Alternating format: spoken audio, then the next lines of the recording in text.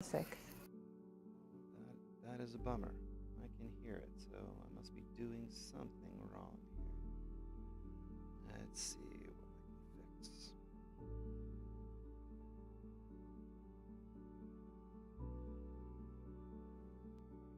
How about now? That better? Yeah, I Wonderful. hear it now. Thank you very much. All right. I have started the streams. I'm telling Facebook now we are live on Facebook. All right. This morning we're going to read lesson 236. I rule my mind, which I alone must rule. All right, here we go. Bob.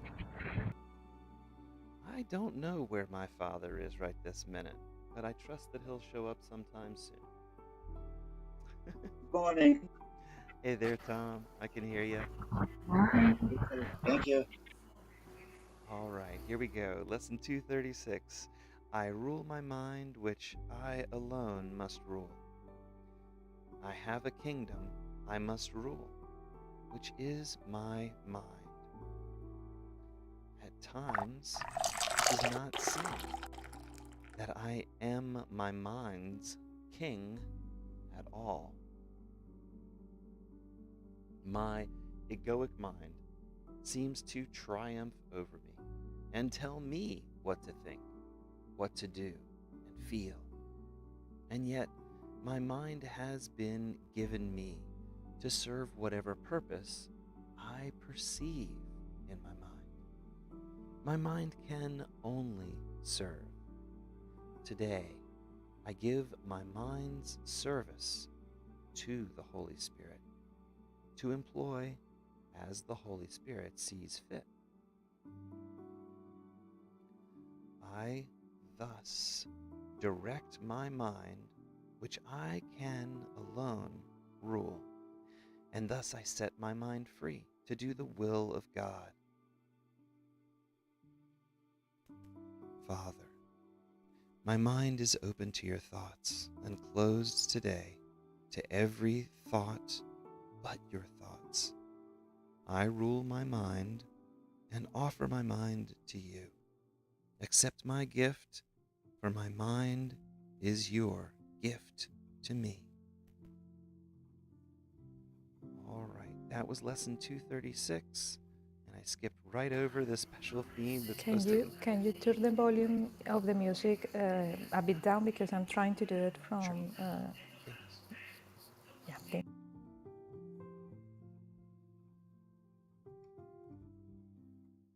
There we go. Hopefully that's better. It comes in louder in my ears than it does to you guys. It's hard to get it to the right level sometimes. Thank you, sweetie.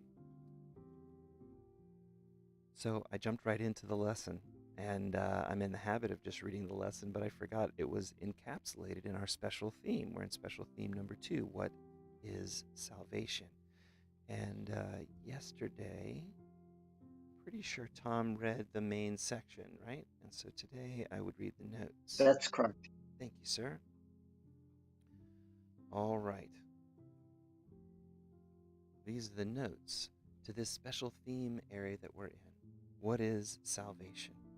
And so the morning reading that I do usually, it used to be really long. These ones are so short. It's really good to have it come together on multiple levels, and that's what this does for us. So the special theme number 2, what is salvation? Salvation is a promise made by God that you would find your way to God at last. God is truth with a capital T. By substituting the word truth for God, salvation now becomes a promise made by God that you would find your way to truth at last. Since truth is true and what is false is not true, truth must become our reality. Salvation guarantees that time will end, and with it, all egoic illusions of lack, limitation, and separation. will dissolve, and only the truth of the unity and love of the one self will remain. God knows what He is. The natural state of mind is to know itself. A mind that claims it does not know itself is a mind that's asleep. A mind that is awake knows what it is and has no identity crisis. It is impossible to not be what you are. An example of Mr. Smith might best illustrate this point. Mr. Smith can only be Mr. Smith. He cannot be a dog. Mr. Smith can pretend he's a dog, but his pretense does not transform him magically into some dog. Hey, Papa. Becoming some kind of dog, right? Mr. Smith remains a man pretending to be a dog. He retains his true reality as a human being called Mr. Smith. Mr. Smith's denial of who he is does not change the truth that he is still Mr. Smith. Similarly, we are God's beloved child with whom He is well pleased. We remain as God created us. Like Mr. Smith, we can deny the truth and pretend we don't know who or what we are, yet we still remain God's beloved child, pretending to be something He's not. The child's mind is asleep and needs to wake up. Once awake, the mind remembers what it truly is and that nothing has changed. The mind returns to its natural state and joins with the shared mind of God. The dream of separation had no ability to change the reality of what the sleeping mind truly is. According to A Course in Miracles, salvation does nothing. Salvation is merely the undoing in the sense that your mind simply stops supporting your dream world of anger and fear. Salvation lets illusions go by no longer supporting them. Illusions that you could be something other than as God created you simply disappears. What the illusion hid is now revealed, and you reawaken to the truth that you remain as God created you. Salvation is the happy dream of reawakening to that truth. Salvation is the final dream with a different purpose and viewpoint. Therefore, salvation fosters a new perspective for your world based on the idea of love, forgiveness, and oneness. The world you perceive is transformed from a world of hate and fear to a world of mercy and love. This is the same shift in purpose for your world that was discussed in the forgiveness section that we just completed.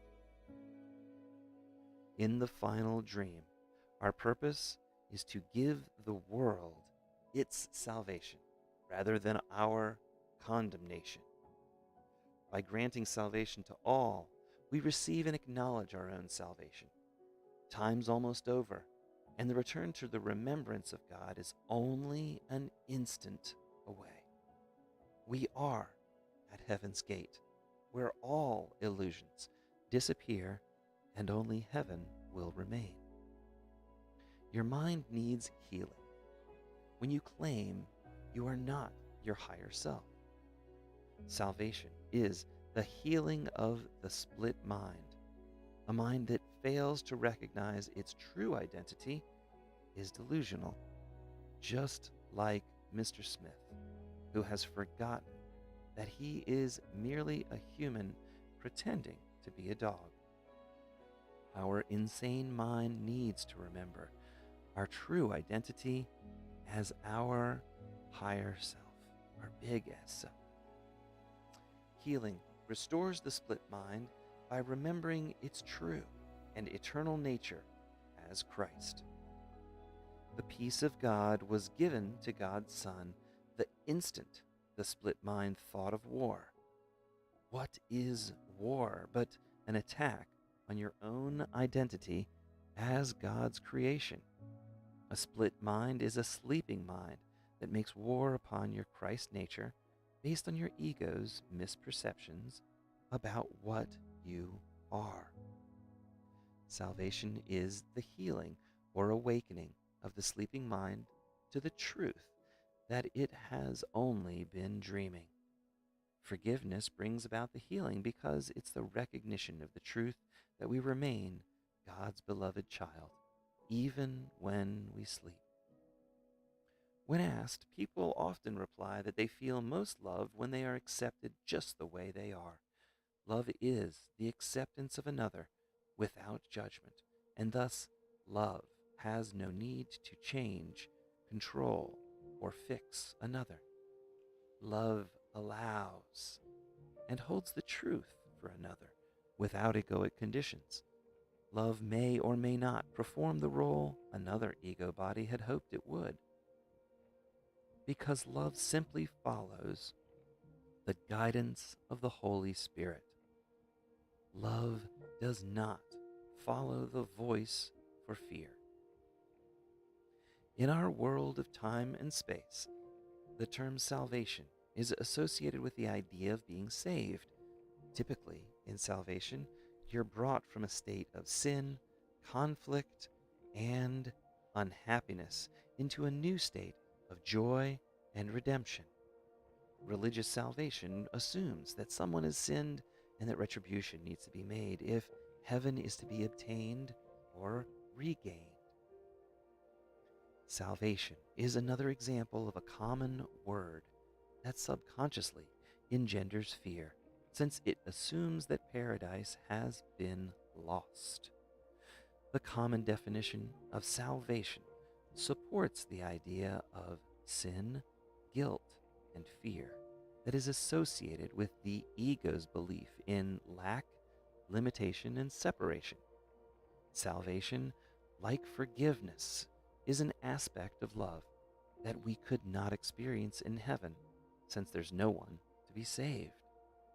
Paradise was never lost. Only in the illusion of time could the need for salvation exist, because time is the illusion of pretending you're something that you're not. Adriana, I think your mute may have gone off.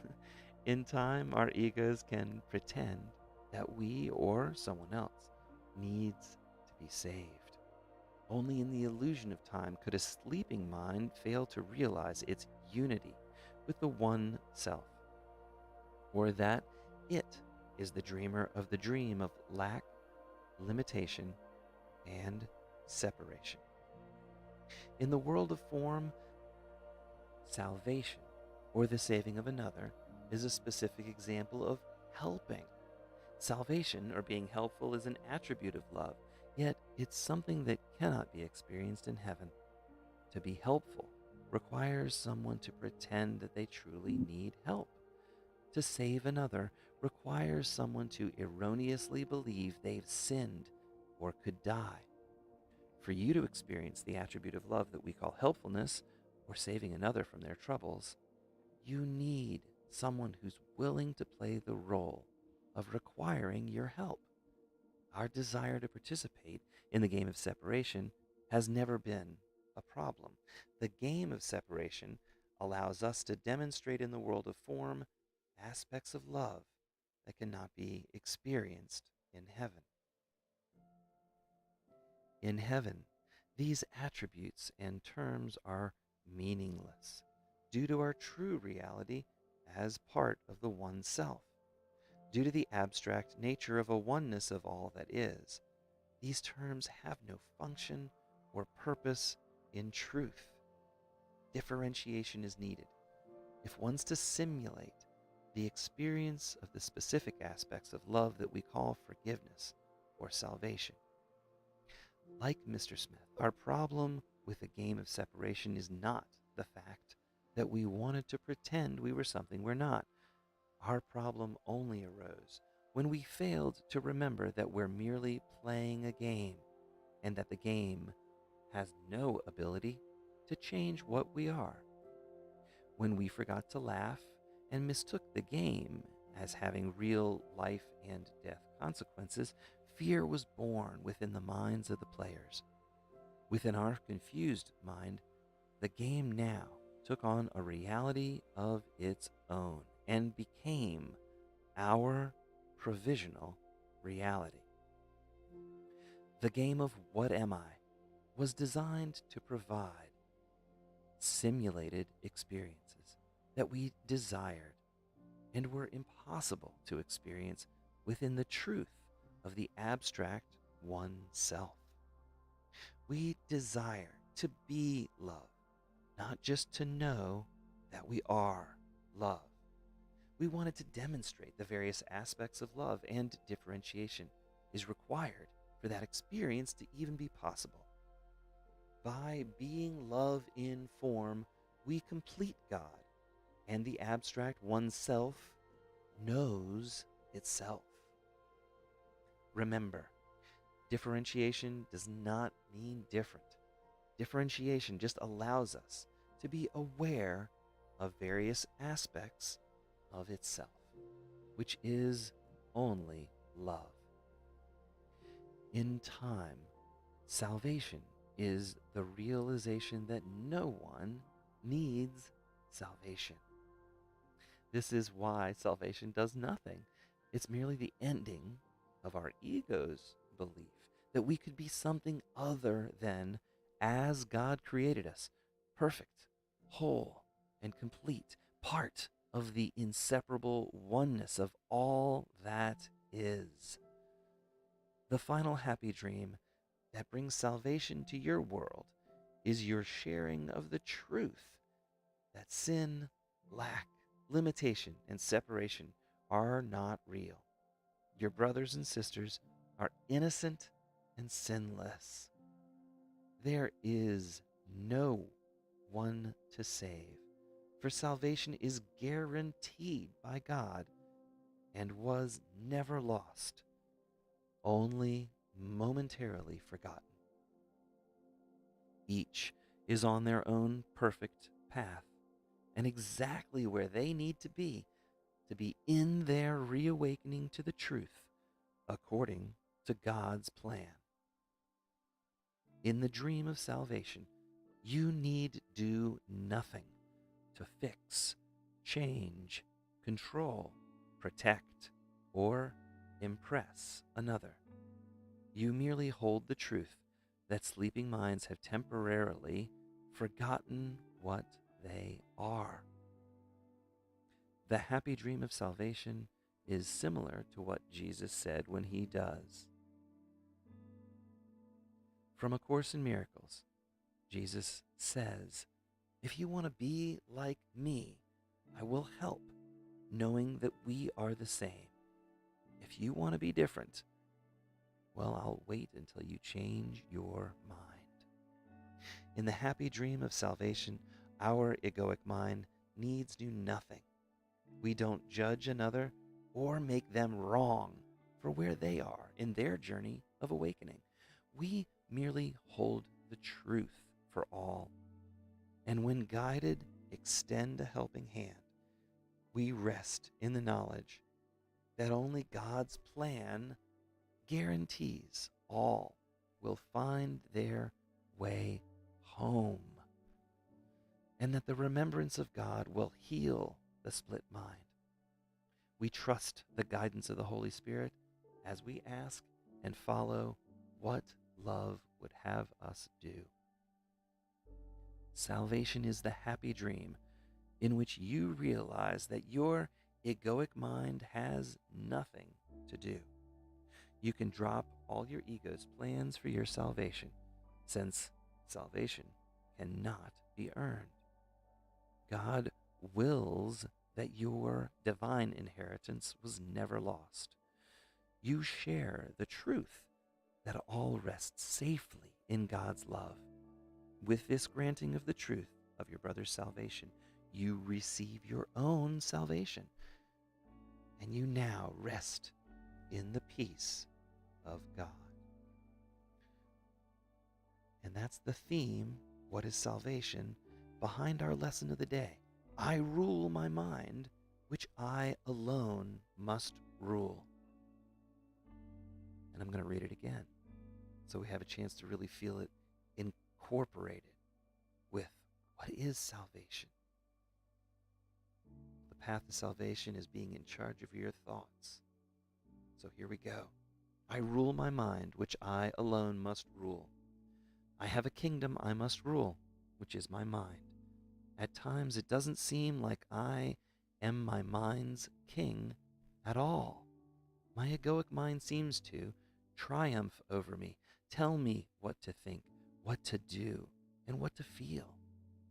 And yet, my mind has been given me to serve whatever purpose I perceive in my mind. My mind can only serve. Today, I give my mind's service to the Holy Spirit to employ as the Holy Spirit sees fit.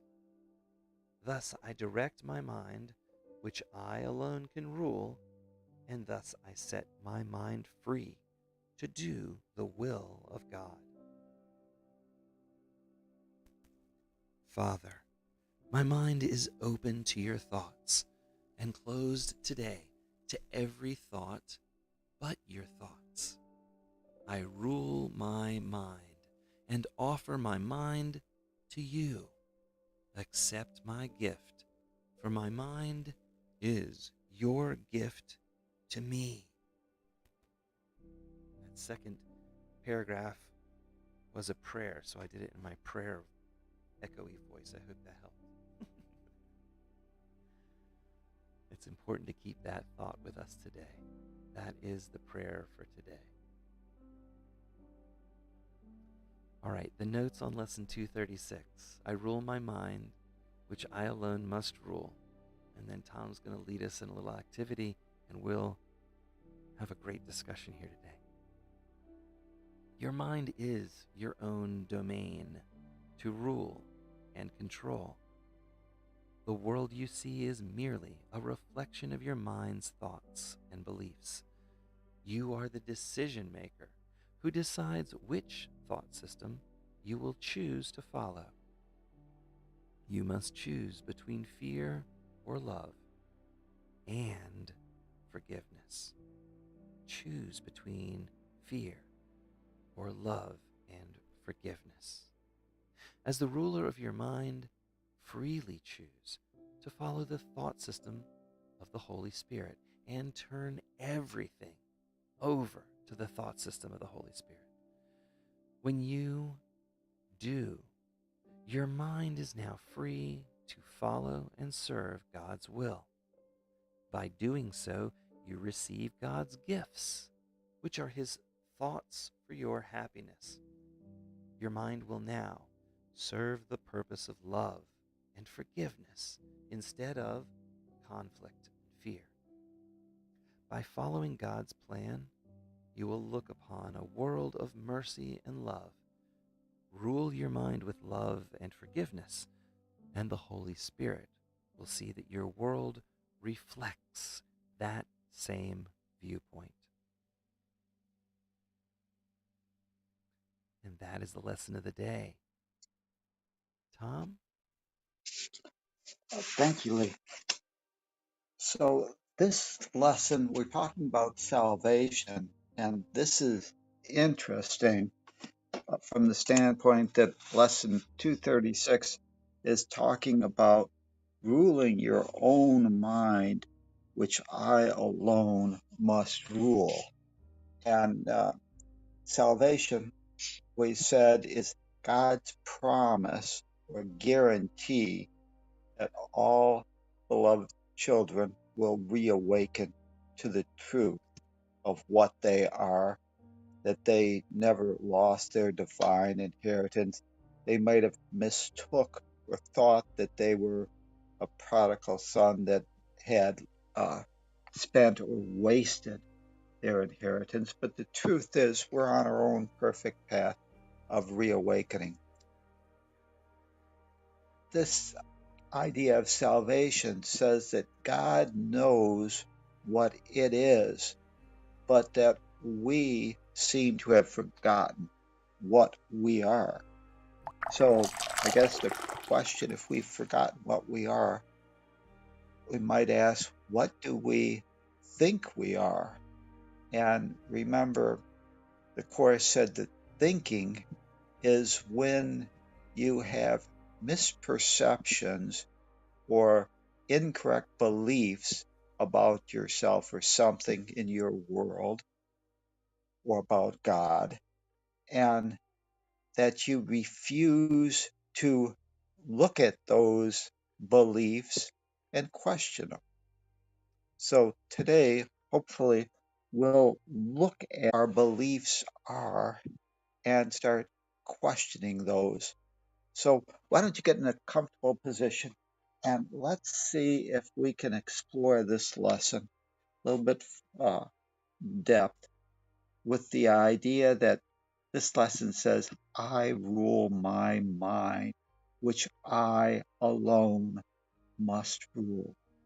So why don't you just become aware of your state of consciousness, your essence, your ability to become aware of your, we'll call it mind, your thinking, your decision maker. And the decision maker is really the aspect of your consciousness that decides for itself what it wishes to focus on or place its attention upon and actually animate it or call it into its awareness. Quantum physicists tell us that it appears that in time and space in our world that we have misperceived what time is and actually misperceived what physicality is, and that in reality, they're telling us now that everything that always was and always will be is already out there. It's already in that mass soup of that we might call consciousness, the cosmic consciousness. It's all out there. And it's only our decision maker that places its awareness or attention on a specific aspect of that whole and then decides to interpret it. So, what are you?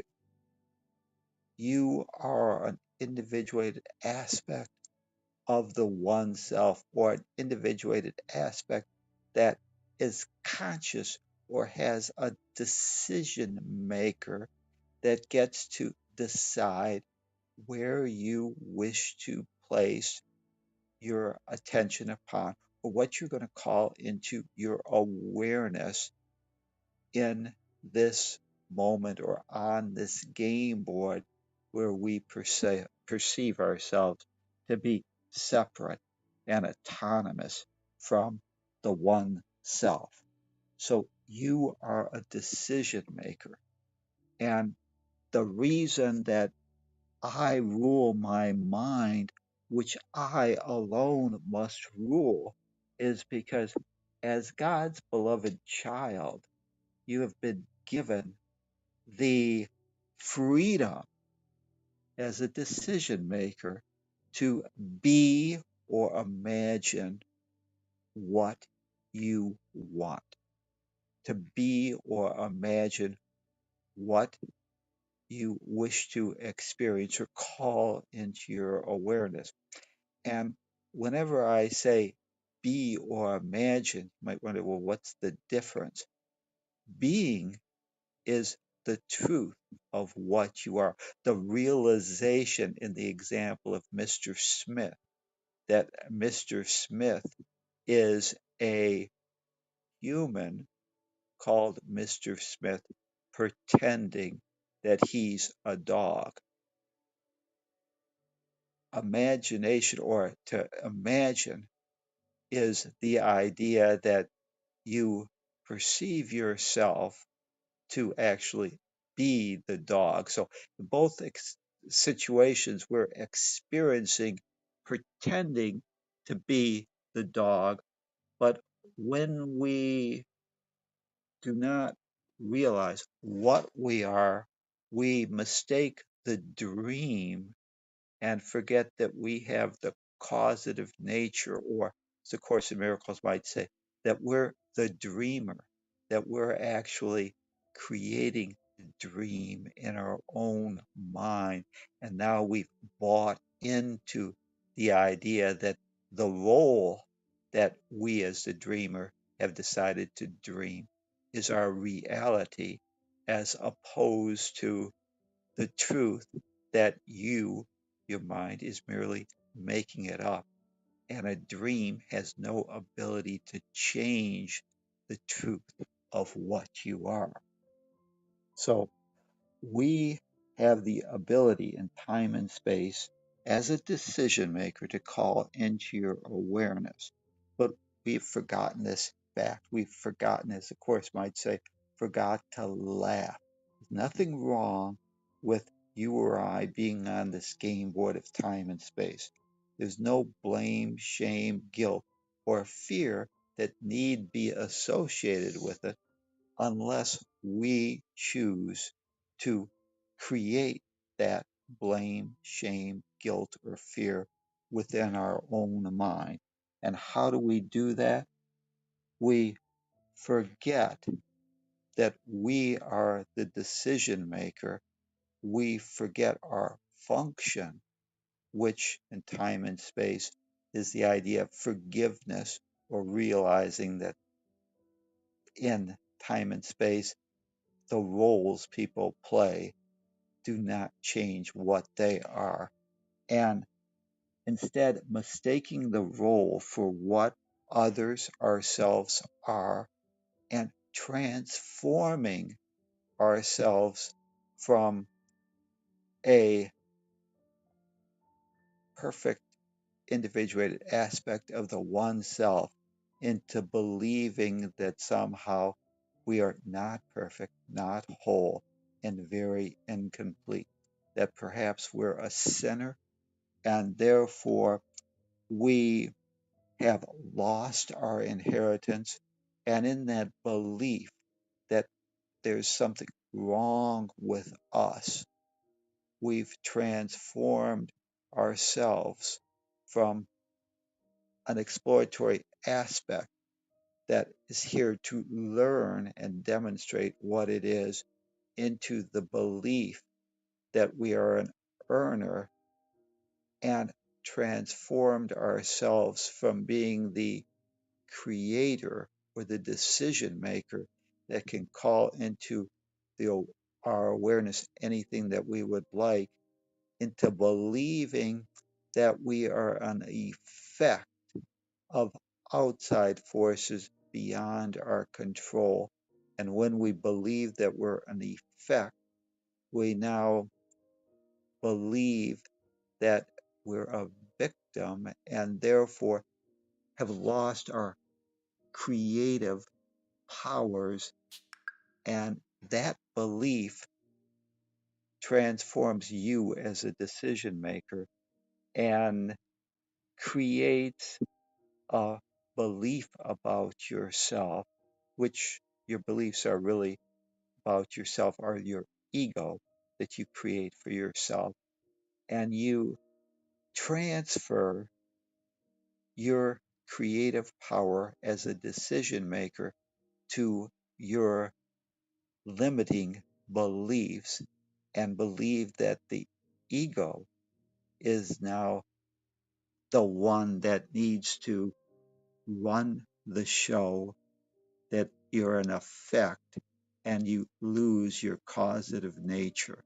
So today I rule my mind, which I alone must rule. So take in this as you maybe become, you breathing in the love of God.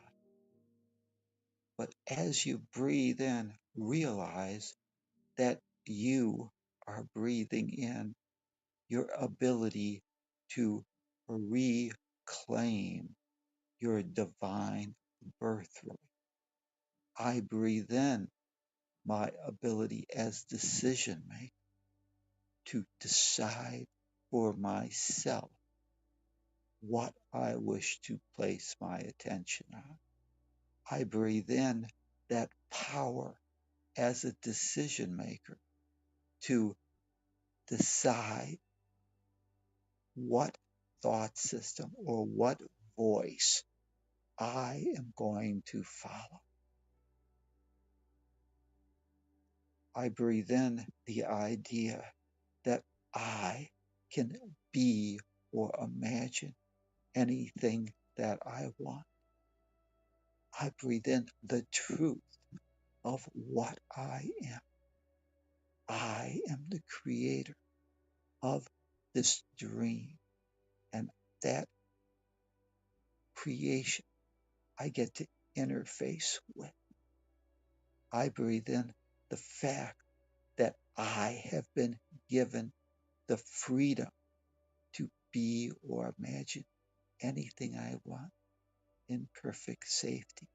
I breathe in the love of God, which protects me and permeates and is all that is.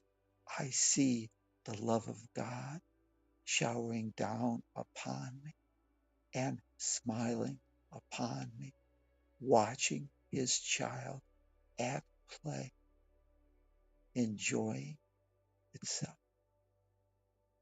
I breathe in the fact that I, as decision maker, am God's beloved child.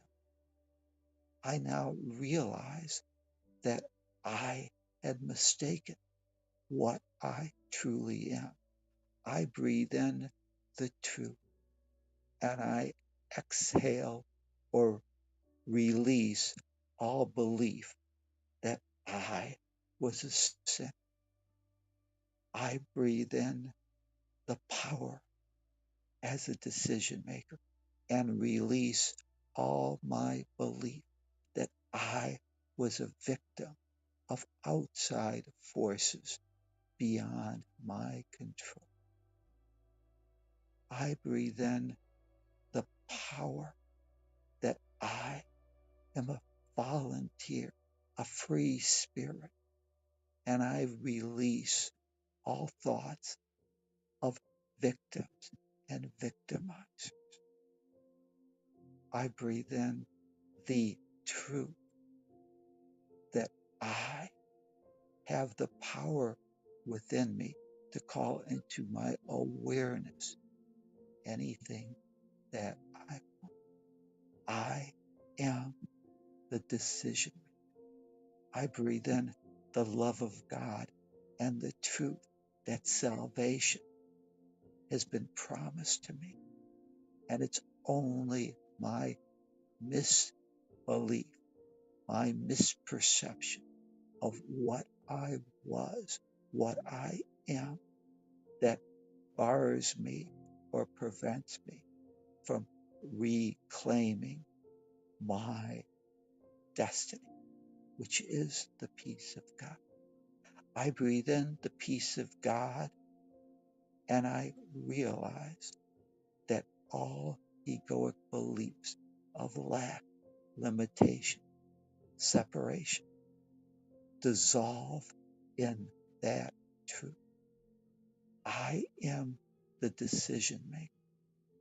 I can follow the truth and become aware, and God has placed within me the voice for itself, the voice for truth. I breathe in the Holy Spirit and get reconnected with the truth of who I really am.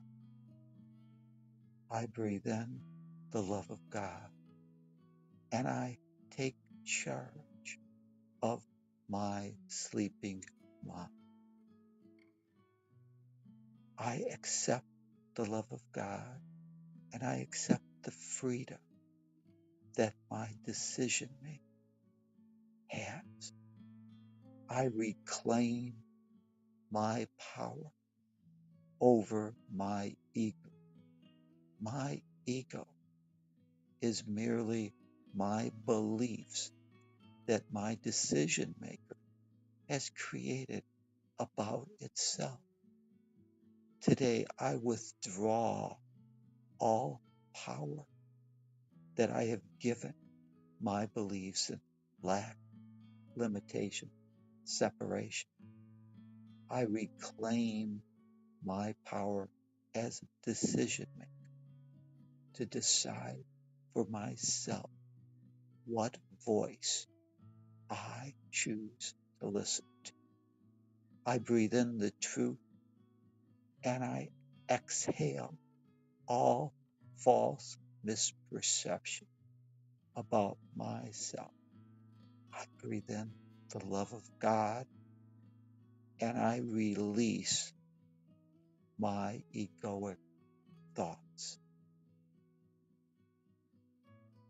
I breathe in the truth and I forgive myself for all the misperception that I erroneously thought had caused me or to transform from a learner, a explorer in a fun, exciting adventure to an earner, always looking over their shoulder, wondering if they made the grade, judging themselves, condemning themselves and their world to their own unforgiving mind.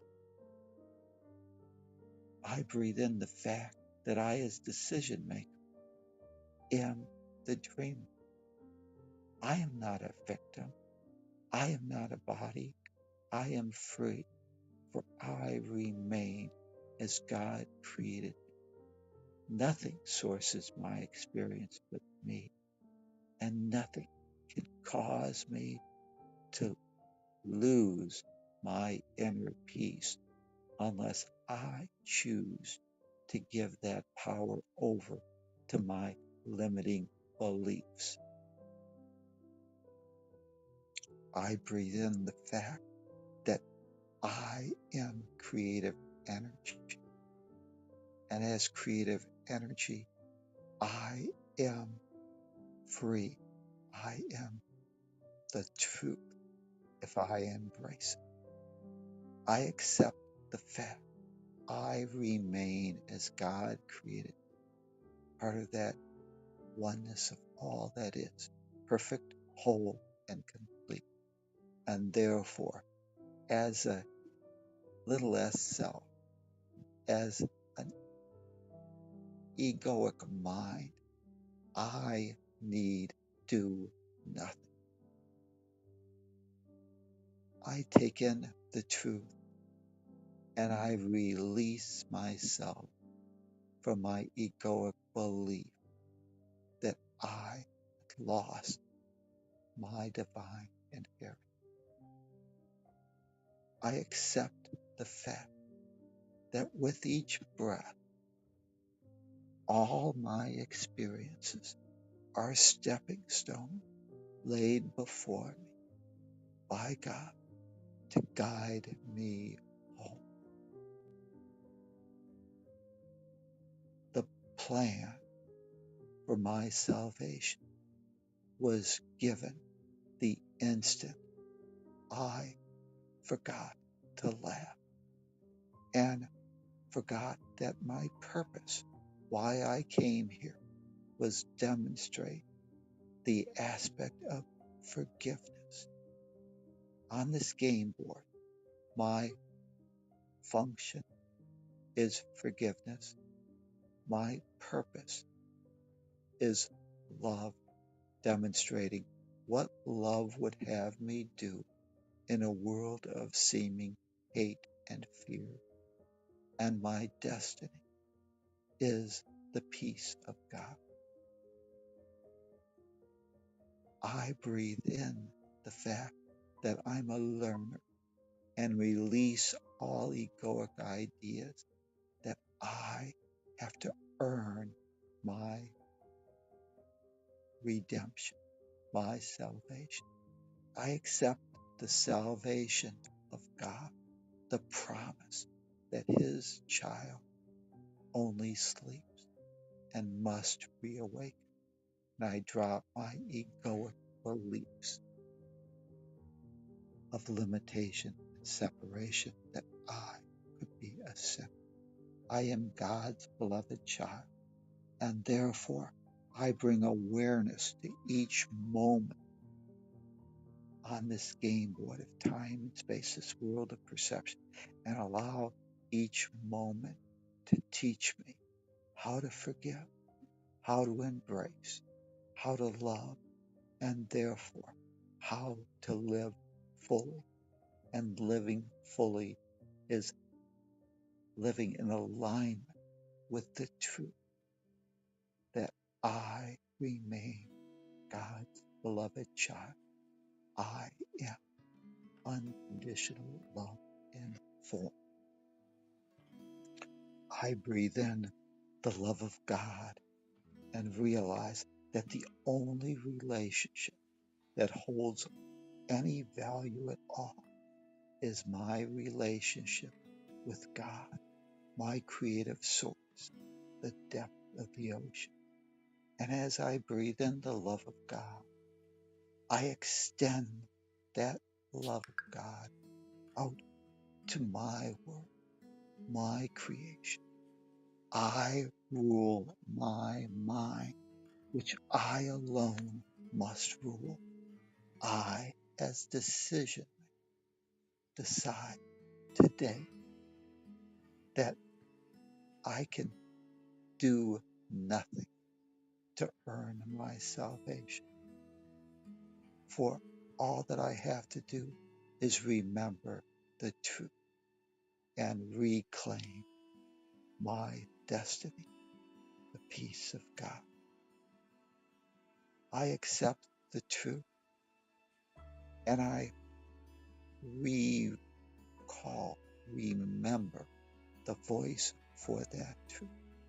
I breathe in the truth of what I am and I release my limiting beliefs. I reclaim my authority over my mind.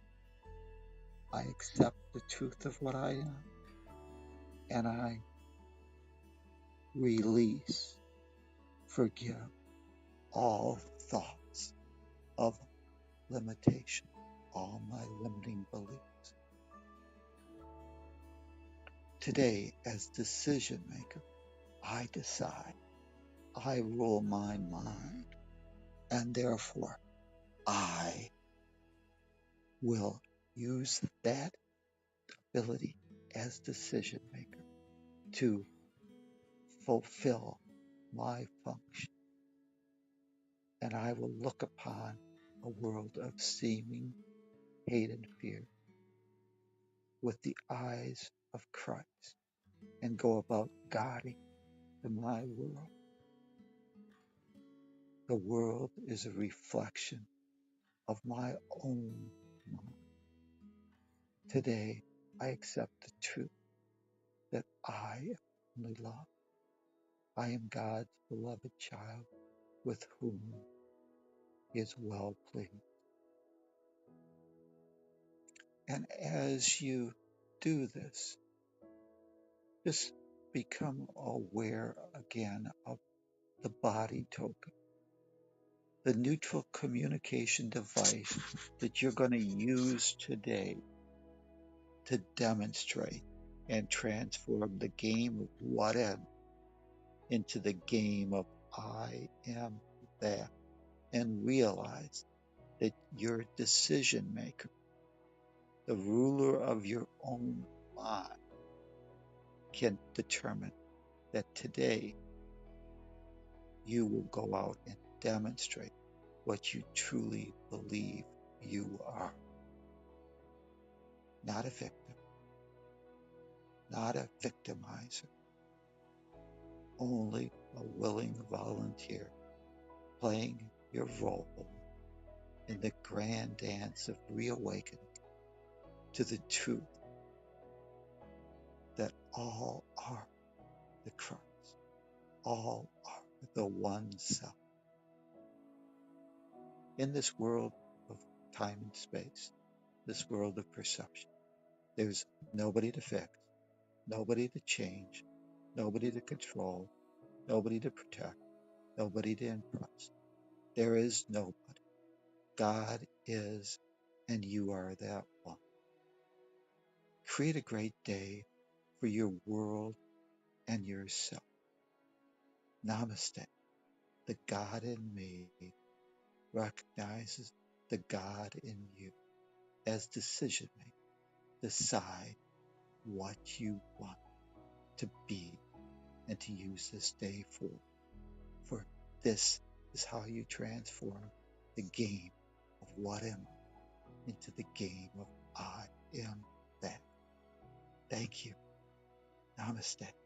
The God in me recognizes the God in you. Namaste, Tom. Thank you.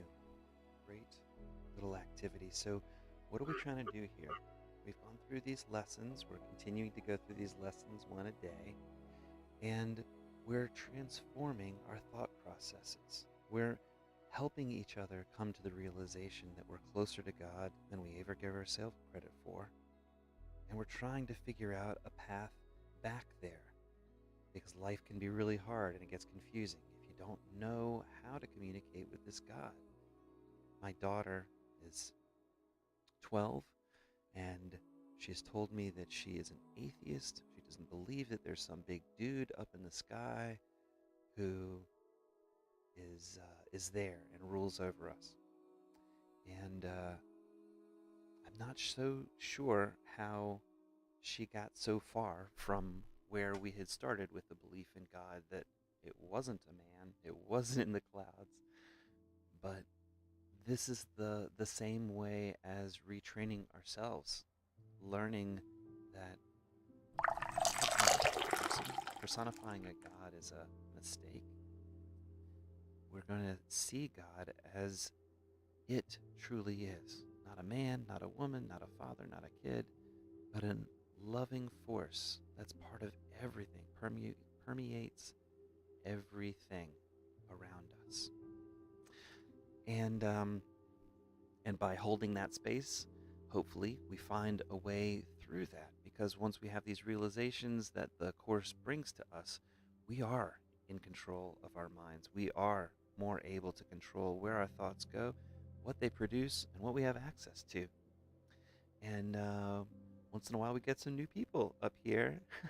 Marcus, it's great to see you. Thanks for joining us this morning. I appreciate you kind of filling us in a little bit and let us know you're on lesson 22. I can tell you the first time through is pretty tough, but making it through changes everything. Whether it makes sense or not, it still transforms. I was wondering if you might tell us either how you found the book or maybe how the book found you. You have a minute that you can talk?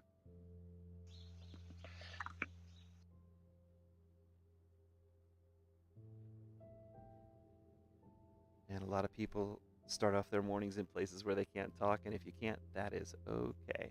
But we'd love to hear your backstory. It's pretty helpful.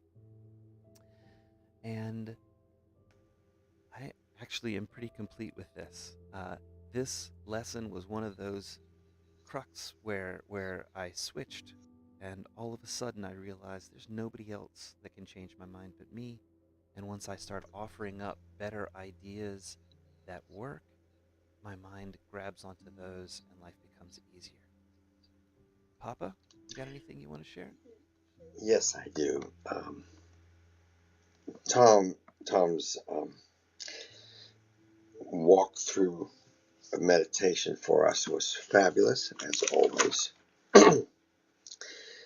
And as I listened to it, I I kept thinking of one other aspect. The lesson says, "I rule my mind, which I alone must rule." And what I kept thinking about was everybody else. And when I came to the conclusion, the more Tom explained what I have to do about my mind is that I have to accept, try to understand, back off when necessary, that everybody else, whether they know it or not, rules their mind, which they alone must be allowed to rule. As soon as I think that I was meant, that I'm playing the role as the one who shall determine what other people should think to get them out of their problem, to get them out of their mess, to change their life, to do all of the things that this book promises us will help us along our path. I realize that I have to give everyone else the same opportunity, or else it doesn't work. In fact, it's only when I think that I could or should rule somebody else's mind that I get into a bigger mess than anything. And I also give them a lot of trouble that they don't need. I spent an early lifetime doing that all the time. Still do it occasionally. This lesson for me is really not about me personally directly so much as about everybody else. That everyone else has the right, the honor, and the ability, because they have the same Holy Spirit guide that I do, to rule their mind, which they alone must rule. As soon as I think I have to make someone else think anything, but, well, that everyone else has the right to rule their mind, but that in most cases, exactly the way Tom took us through this in this meditation, which again was really beautiful. So many different examples about what we have to do. It also means that everybody else gets to do it also. And the more we allow, the better. That's it for the moment. I'm complete. Thank you. And if you want to see a miracle, then having those thought process as Bob just shared, and Tom as well in his meditation, then you realize that by emptying your mind, you can clearly see God in everything. It's amazing because it really works. Yesterday we were driving to the airport and I woke up on time. We woke up on time, and I had talked to Lee the night before. I'm gonna close your mic, Bob, because it's giving me those sounds. So the thing is that we agreed since the night before the timings and all of that, and we woke up on time. But for some reason, Lee just forgot the timings, and he was like taking more time, like doing things around the house, and I was in a hurry, so I started to push him, like, "What are you doing? We have to go. We have to leave. My flight leaves." Oh, but I thought that it was. But I talked to you last night about this, so we went away, and I was with this fear in my heart that I was going to miss my flight. So we were driving, and I wasn't mad at him or anything, but I was feeling this fear in my heart. And in my mind, I start to say to myself, he's innocent. He's innocent. I am innocent. This is innocent. This is innocent. Everything is innocent. Nothing is happened. Nothing is going to happen. And then he was driving, and we started to find this huge traffic in the way. I mean, everything was red in the GPS, and there was more and more time in the ETA. So I was starting to feel more fear, and Lee started to feel more guilty, and he started to say, like, I should have left when you told me. I'm sorry. I'm gonna do my best. And when he was saying that, in my mind was this clear sense of, like, I don't know, compassion, or I don't know, but it was like, yeah, you're innocent in my mind. Yeah, you're innocent. Don't worry, you're innocent. We will make it. But I was still in fear. I mean, I was still like, I'm gonna lose my flight in my mind. And when he said that, and he was saying that he was innocent, innocent, innocent, then out of the sudden, in the specific place we were, he was like in, Rerouting. yeah, Rerouting. the GPS rewrote because their GPS didn't give us any alternative. But that specific moment when I was in that space of mind, the GPS rerouted him. We were in full stop, and he was just in that exit. He was just in the specific exit. The GPS rerouted us, and we could took the exit on time. And the exit, guess what? Which road took us off? The name of the road was Joy Love. You remember this, Lee? We went through. We took a turn to left the interstate, I guess it was, and we have to go in between some streets, and the only street that we could like really flash in our minds was like Lovejoy, the sign, and we were laughing and laughing, and we arrived super on time. Everything was super easy. We didn't encounter any other traffic on the way. And you might think that, yeah, that's synchronicity. Well, guess what? Everything is a synchronicity. Everything in your life is a synchronicity. But if your mind is in a state of fear or separation or judgment, you will not see the synchronicity of God. You will see the synchronicity of ego, fear, separation, and you will still be repeating everything, because as everything is a singularity, singularity means synchronicity. So you will be tuning your life with the things that you allow your mind to focus in. If you're in fear, don't run away from the fear, because the fear itself does nothing, just numb you or make you stop or whatever. But if you're in fear, work with your mind, not just to run away, but just to really feel the innocence on everything, and allow the Holy Spirit to have some time and space, the time and space that you are creating. Let the Holy Spirit to bring you into the miracles.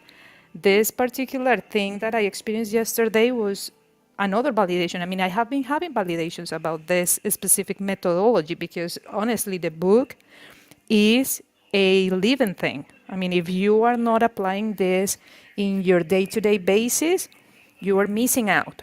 And it's going to be okay, because either way, God will find the way to bring you back home. That's right. God's gonna But wait for you to come back. Yep. exactly. But if you are doing this and you are also using this to feel bad about yourself because probably you are not making sense of it, don't worry. Consider the book itself as innocent as you, as innocent as your mind. The book is innocent. If you are feeling that you are not getting the best out of it, the book is innocent too. Everything is innocence. And as long as we engrave that in our minds, we will be able to apply today's lesson. Today's lesson, if I have my other Adriana mind in the way, I I surely think of this like no, I have always been governing my mind. And in fact, no. I was never ruling my mind. I was letting all fear, thoughts, and everything that I myself created, I was letting those things rule me, instead of me saying, Oh my God. Yeah, I have been creating all the dreams of separation, the illusion of separation. So I need not fear them anymore. I just need to consider them innocent in order for them to be as empty as I can have them to see only signs of God because everything is energy. Really, I was blown away. My daughter yesterday, we were lying in bed looking at each other, and my daughter says, "Mommy, you changed." And I was, "What?" "Yeah, Mommy, your feelings have changed." But she only said that, and she didn't say it like in a bad way or anything, but the kids are so innocent. Little kids are so innocent, so joyful, so full of those concepts of God and the Holy Spirit, and that they can sense our own mindsets. And she said that to me, "You changed, you seem different, but it's your feelings change." And yes, my feelings changed because I didn't even consider myself now anymore as the Adriana that I was before. And I am just um, creating space and time to let myself be wonder, or being like empty space for the Holy Spirit to create what God already has for me stored. I mean, I have no idea yet what I'm gonna do, but I have only seen signs of God in my way back. My mother-in-law picked me up. My daughter has never had the opportunity to pick me up because every single time that I travel back, I come back too late. So she was never able to pick me up at the airport. And yesterday, I did have that opportunity, and I did have that beautiful moment in the airport where you drop your bags and your kid runs to you and everybody's watching, and I grab my kid, and oh my God, those moments are so precious. And she was super happy yesterday. I mean, she is super happy. We are going to go to meet some school friends now, for a breakfast before the school start. I mean, the school will start next week. So the moms wants to have a breakfast with the kids. So we're gonna have that. What a way to start my coming back here. And I don't know still all the answers for my issues, but I'm not. I don't. I mean, I'm certain, 100% certain that I am okay. It's so nice to have that feeling, even when you don't know where you're gonna live, how you're gonna how you're gonna interact with people that was once your nemesis.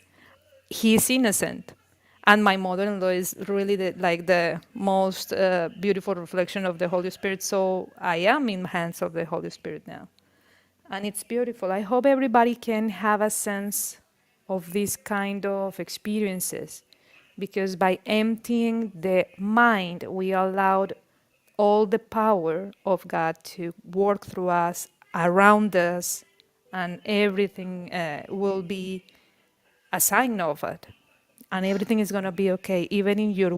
That's wonderful. Thank you. Definitely worth more than 50 cents.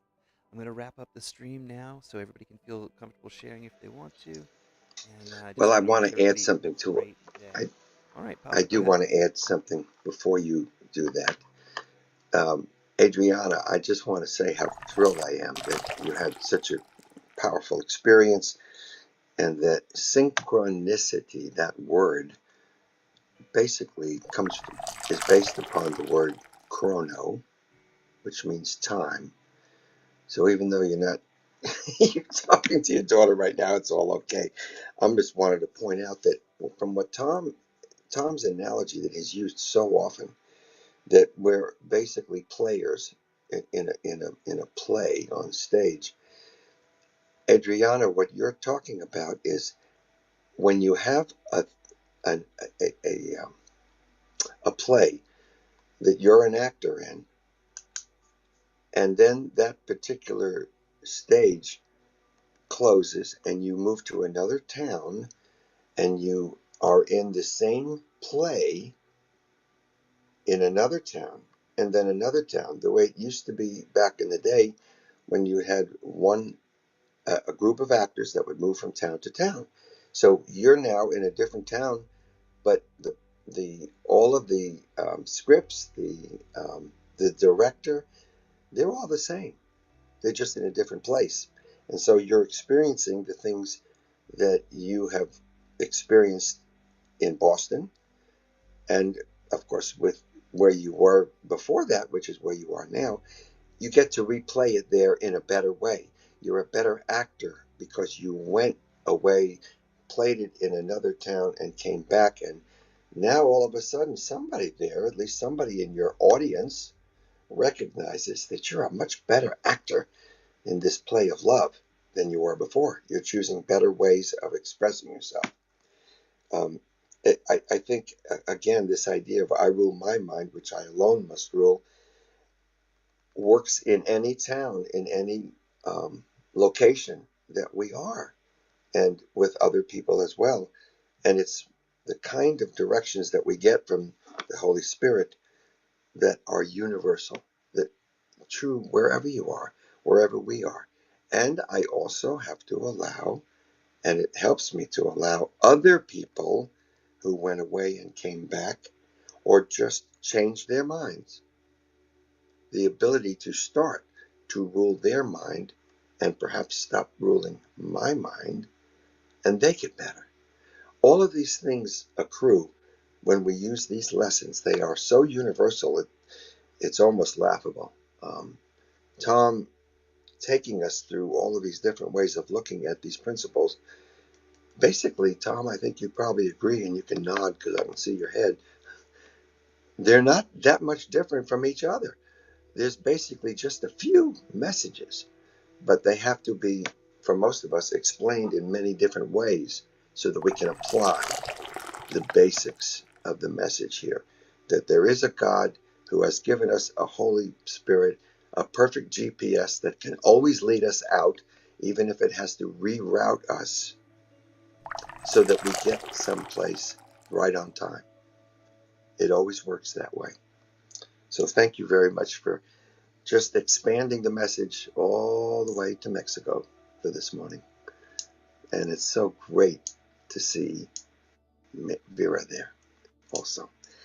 Anyway, that's my other two pieces there. I may have other things to say. Thanks, Lee. No problem. Thanks, Papa. All right.